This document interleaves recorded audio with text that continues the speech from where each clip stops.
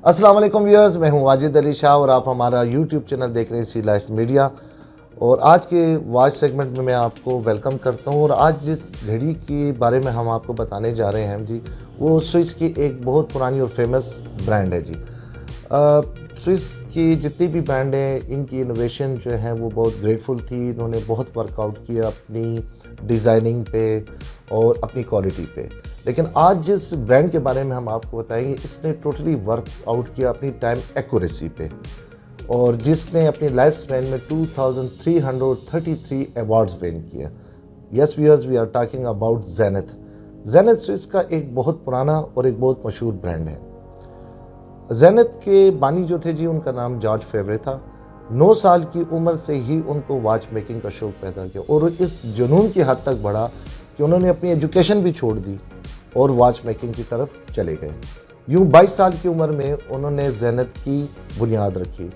और क्योंकि उनको जुनून की हद तक शौक़ था, एक माहिर वॉच मेकर थे और जिद्दत पसंदी भी उनमें बहुत थी, तो उन्होंने पूरी दुनिया में जो है ना जेनिथ को फैला दिया।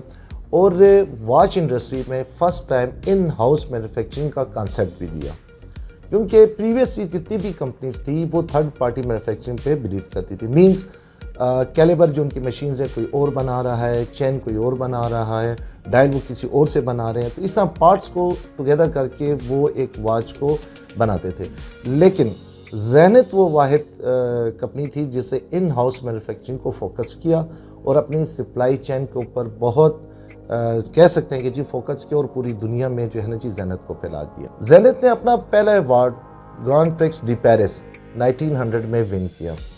और इस अवार्ड को विन करने की जो बेसिक वजह थी वो उनका डिज़ाइन था जी, और साथ उनकी टेक्निकल इनोवेशन थी, जिसकी बिना पर उन्होंने 1900 में अपना पहला अवार्ड विन किया। व्यूअर्स, 1900 का स्टार्ट वॉच मेकिंग इंडस्ट्री के लिए बहुत बड़ा टाइम था जी। उस टाइम पे 1900 के स्टार्ट में लोग पॉकेट वॉचेस पे बहुत फोकस थे और मुख्तलिफ ब्रांड जो थे वो खूबसूरत से खूबसूरत और जिद्दत पसंदी के साथ पॉकेट वॉचेस को इंट्रोड्यूस कर रहे थे। इसी के साथ रिस्ट वॉचेस का एरा भी शुरू हो गया।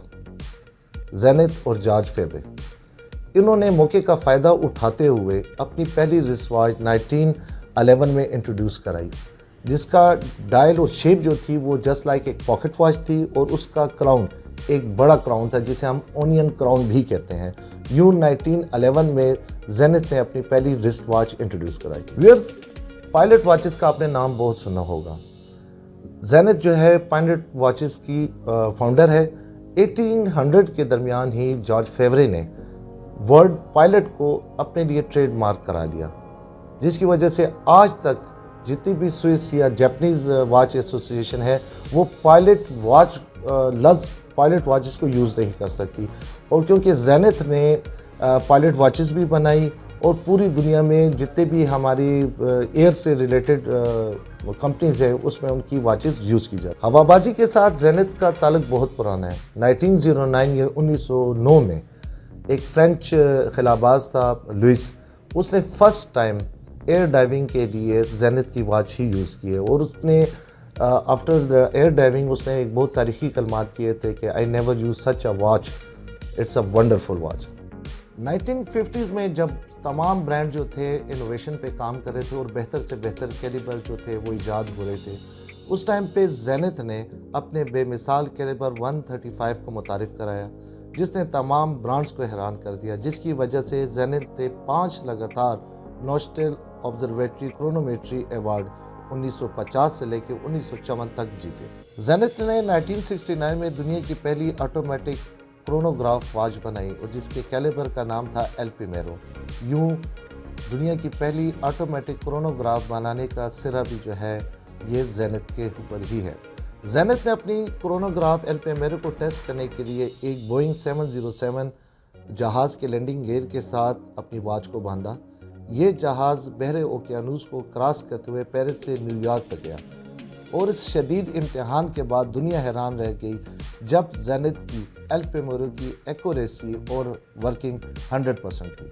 28 मई 1971 को जेनिथ की ही कंपनी, जिसका नाम जेनिथ रेडियो कॉरपोरेशन है, इसको बेच दी गई।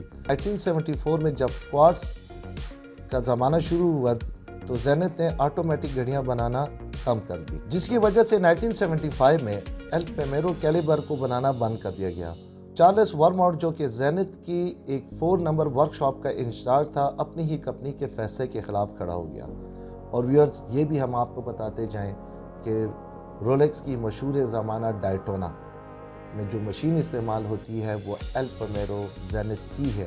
किसी ज़माने में इसको जेनिथ डायटोना भी कहते हैं। जेनिथ ने सबसे पहला टर्बुलेंट बनाया जिसको एल पेमेरो में लगाया गया। एल पेमेरो इस टर्बुलेंट की मदद से मज़ीद ताकतवर हो गई। इसके अलावा जेनिथ ने 2005 में मिनट रिपीटर घड़ी भी बनाई। इस घड़ी में 30 पेटेंट शामिल थे जो इस घड़ी की पेचीदगी को जाहिर करते थे। जेनिथ घड़ियों में पहला ब्रांड है जो कि अपनी घड़ी की 50 साल की गारंटी देता है।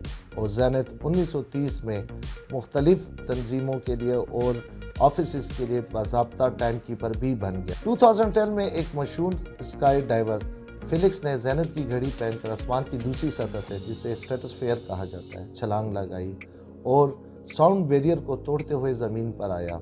और यह मिशन अक्टूबर 14, 2012 में मुकम्मल हुआ।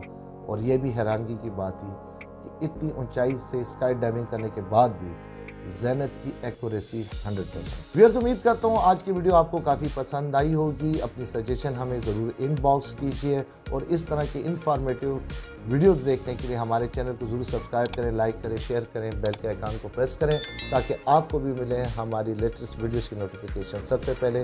अपनी दुआओं में हमें याद रखें, अपनी और अपनी फैमिली का ख्याल रखें। टिल नेक्स्ट वीडियो, अल्लाह हाफिज़।